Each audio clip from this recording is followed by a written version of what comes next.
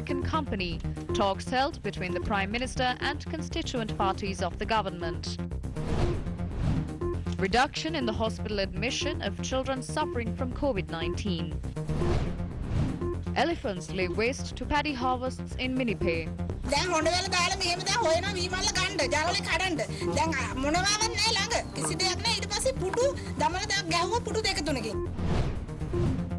Drivers said school established blocking an elephant corridor. In our top story for this afternoon, President Gotabaya Rajapaksa is scheduled to address the Food Systems Summit later today. The summit is held on the sidelines of the UN General Assembly, where several state leaders are set to deliver speeches even today. President Rajapaksa addressed the 76th UN General Assembly last evening. Although still a developing nation, Sri Lanka has been very successful in its vaccination program. We have already fully vaccinated nearly all those above the age of 30. Everyone over the age of 20 will be fully vaccinated by the end of October. We will start vaccinating children over 15 years of age in the near future. In collaboration with the WHO, Sri Lanka is establishing a regional knowledge hub to facilitate exchange of lessons learned from COVID-19 and support countries to recover better. Sri Lanka also benefited greatly from financial and material support provided by bilateral and multilateral donors to manage the pandemic. I thank these nations and institutions for their generosity. The increased global cooperation visible during this ongoing crisis is greatly encouraging. However, there is still more to be done.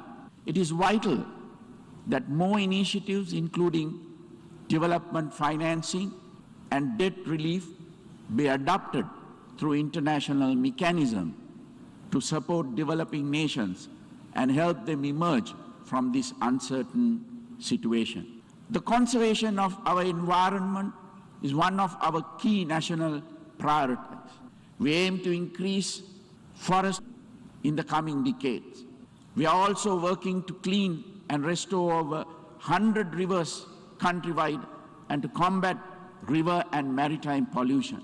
We have also banned single-use plastics to support ecological conservation.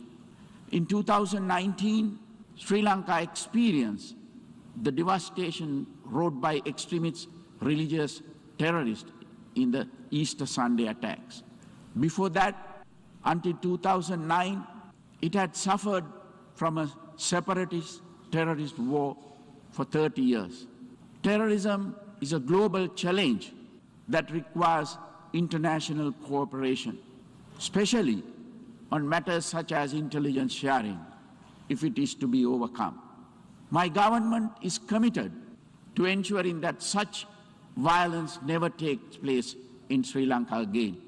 We are therefore acting to address the core issues behind it. It is my government's firm intention to build a prosperous, stable, and secure future for all Sri Lankans, regardless of ethnicity, religion, or gender. In more news, Prime Minister Mahinda Rajapaksa is set to meet party leaders aligned with the government today. According to the Prime Minister's media unit, the meeting will take place at the Temple Trees this evening. The meeting was to be held in Parliament yesterday but was later postponed. The JVP has requested the government to revise a move to hand over a 40% stake of the Kerawalapitiya power plant to a US-based firm. They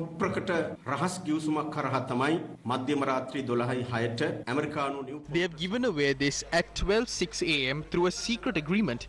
The US will be allowed to deactivate the entire power system with a flick of a switch. This is placing national security at risk. It gives away our entire power system to foreign countries. This move goes against the people's sovereignty. Therefore, we repeat our calls to scrap this agreement and to preserve the people's right to receive energy. අපේ රටේ බලශක්තිය අයිතිය රටේ ජනතාවගේ පරම සුද්ධ වූ අයිතියක් ලෙස තබා ගන්න වහාම මැදිහත් වෙන්න කියලා. The special task force is to deactivate 2 live grenades found from Negombo yesterday. They were found in a trash can at the office of the Senior Police Superintendent of Negombo. Negombo Additional Magistrate Champika Rajapaksa had thereafter ordered for the grenades to be deactivated. The 2 live grenades were seen by a worker of the Negombo Municipal Council. This was while clearing garbage at the office of Negombo's Senior Police Superintendent. An investigation is taking place to identify who dumped the grenades. No suspects have been arrested so far.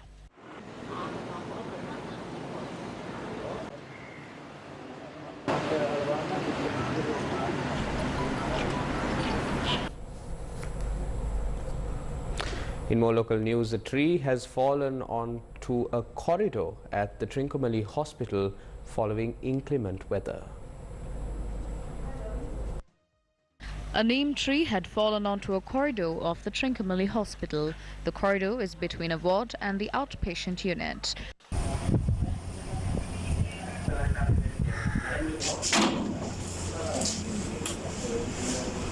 Our correspondent reported that no one was injured. On to another headline-making story. Health officials say COVID-19 cases in children seem to be reducing. At present, only around 40 children infected with COVID-19 are receiving treatment. The daily number of COVID-19 infected children who are admitted to the Lady Ridgeway Hospital has reduced. In the past, between 25 and 30 children were admitted daily, but now it has dropped to about 5. Only about 40 infected children are hospitalized now. Earlier, the number was about 200. We can be happy about this. Sri Lanka recorded 1,342 new COVID-19 cases yesterday. Most cases were from the Kalutara, Gampaha and Colombo districts. 183 infections were in the Kalutara district, 135 in the Colombo district and 123 in the Gampaha district. 21 people who returned from overseas have tested positive during PCR tests carried out on their arrival. The total number of infections stand at 580,671. 61,274 people are currently infected. And 92 COVID-19 deaths were reported yesterday. 12,376 COVID-19 deaths have been reported in the country.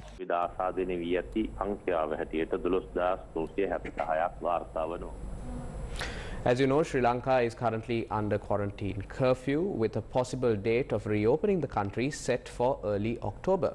However, will health authorities permit the country to be reopened in October?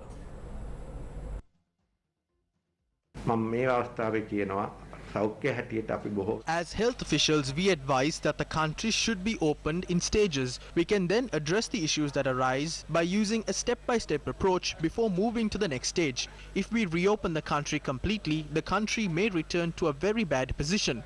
It is our responsibility to prevent it. The vaccination drive. We have received around 6.5 million doses of these vaccines as donations. Except for that, we have purchased the other doses. So far, we have brought down around 31.55 million doses of the vaccines. Our initial plan was to inoculate everyone above the age of 18. There were around 15.56 million people in this category. When you inoculate them with 2 doses, you need to have around 32 million doses. These doses are being brought to the country by now. Our next mission is to plan the inoculation program for the children. In addition to this, if the ACCD Institute recommends on a booster shot, we will have to bring those doses to the country. During the month of May, the ACCD informed us to secure the required number of doses to inoculate the children with both doses. Accordingly, we made arrangements to bring down 4 million doses of the Pfizer vaccine and 14 million doses of the other vaccines if needed. But this does not mean we should definitely buy these stocks. We made an agreement to get these doses if we find it necessary. අපි ඒක ගිවිසුම්ගත කරා. නමුත් ඒ ගිවිසුම්ගත කර පමණින් අපි ඒක මිලදී ගැනීම අවශ්‍ය වෙන්නේ නැහැ. Medical equipment required for the Mavanella Base Hospital were donated yesterday by the mathematics tutors of the Mavanella Education Zone. Medical equipment worth 500,000 rupees were donated to the Ratnapura Teaching Hospital yesterday in line with the anniversary of St. Aloysius College, Ratnapura.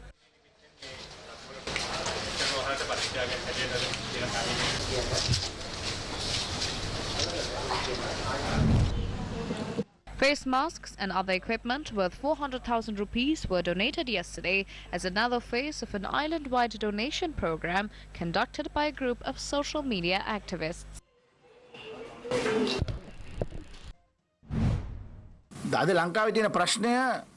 The complication in Sri Lanka right now, more than the availability of vaccines, is which vaccine one should obtain. Not even the people in developed nations have the option of choosing the brand of vaccine. In China, people cannot choose which vaccine to get. If it is Sinopharm, they will be inoculated with Sinopharm. In America, if the authorities say Moderna, you will get the Moderna jab. In England, if it is Pfizer, you must get Pfizer. In India, it's AstraZeneca. When Pfizer was being administered in Hambantota, many claimed it was done because the Rajapaksas are from Hambantota. But the Putlam and Mannar district was sent Pfizer doses before Hambantota. Which Rajapaksa lives there?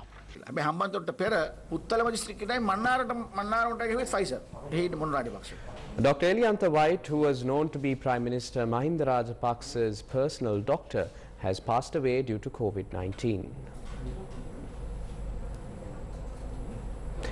Issuing a message of condolence, Prime Minister Mahinda Rajapaksa says he is deeply saddened by the sudden passing of Dr. Eliantha White, who he had associated closely, adding he was instrumental in curing injuries and ailments of both local and overseas athletes. Meanwhile, publishing a post on his official Facebook account, Sri Lanka cricket great Lasith Malinga said, and I quote, "My foot injury in 2008 was miraculously healed." It adds he extends his heartiest gratitude to Dr. White with every Yorker he bowls and hat-trick he claims. In more news, the Samagi Jana Balawegaya has sought a Supreme Court order cancelling Ajit Niwad Kabral's appointment as central bank governor. The petition was filed by the party's General Secretary Ranjit Matumabandara. Taking a look at more local news, humans and elephants are affected by an ongoing conflict in rural Sri Lanka, which is the human-elephant conflict. Blocking elephant corridors has worsened this problem. Villagers near the Nuwaragama Reserve in Anuradhapura says this would result in elephants encroaching into their villages. The Forest Conservation Department has given a 0.8 hectare land in Pandulagama to the Department of Motor Traffic. A driving school is to be constructed on the land. The land is being cleared near the 68th post along the Putlam Anuradhapura main road for this purpose. Many elephants cross through this corridor. Construction is taking place by blocking this. Several construction activities are happening near the reserve. This reserve extends for about 200 or 300 acres. This village is our birthplace. They have already planned many more projects in the village, but we haven't been given at least 20 purchase to build a community hall. A member of the Anuradhapura Driving Schools Association also expressed his views in this regard. This is a national need. We can produce good drivers through this project. We can train drivers using model color lights and roundabouts. This land was given after a request was made by driving instructors. It was allocated to this project by the Forest Conservation Department. The people are urging officials to conduct driving lessons in a suitable place rather than elephant corridors and to pay attention to the country's forests. Not only in Anuradhapura, the human-elephant conflict exists even in Minipe, where people in Minipe spend sleepless nights as wild elephants encroach into their villages. Farmers stay awake throughout the night to protect their harvests and cultivations from marauding wild elephants. The people of Minipe struggle to protect the lives of them and their children from wild elephants. The elephant tried to get hold of the paddy sack using his trunk. It broke the window. We didn't have anything to fight back. Then I threw the chair at the elephant. The wildlife department should feel ashamed. They haven't provided us anything to protect our lives.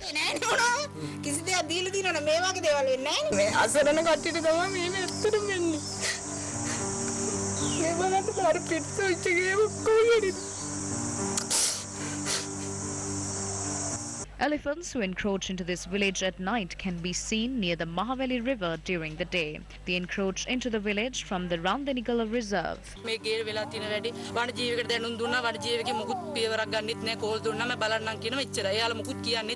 Elephants have already destroyed 8 houses in the village yesterday.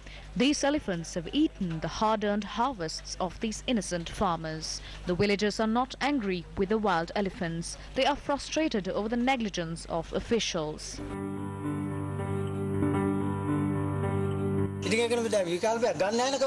No one is coming up with a solution to this issue. The government must intervene and provide us a sustainable solution to this conflict. Authorities are not giving us elephant crackers. They only give 2 crackers. We called them several times, but they didn't respond. Taking a look back at one more local story, the once magnificent Pahala-Allegolle River is now a mere pit of water. The following report looks into the fate that has befallen this marvelous creation.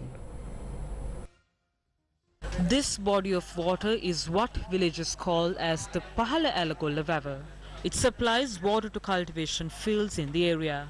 The project Irrigation Prosperity, aimed at refurbishing rivers, was expected to benefit the Pahala-Allegolle village. 4.4 million rupees was allocated for the project that was halted later. As a result, all what is left is a massive pit of water.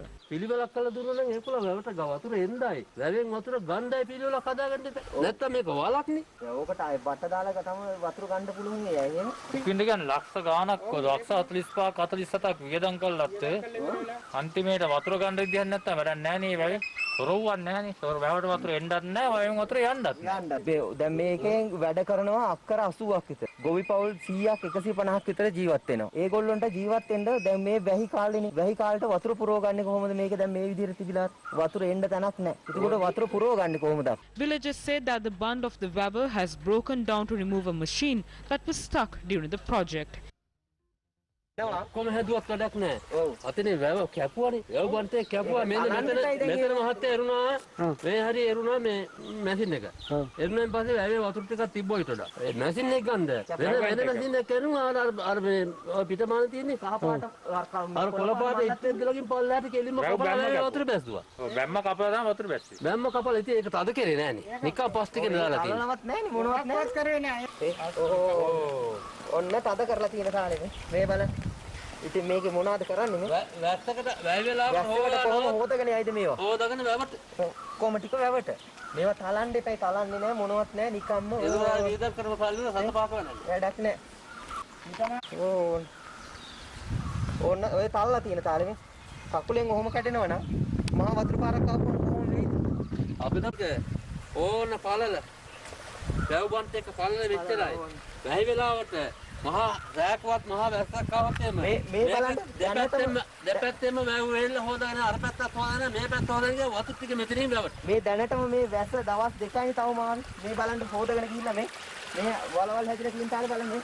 මේ ගිහිල්ලා මේ බලන්න මේ හොදාගෙන යනවනේ මේ බලන්න වලේ size එක. නෑනේ වැව්බන්ත් එකක් ඉතින් මෙහෙම මිනිස්සෙක්ගේ වියත් දෙක මේ අත් දෙකේ දුරට වැව්බන්ත් එකක් තියෙනවා.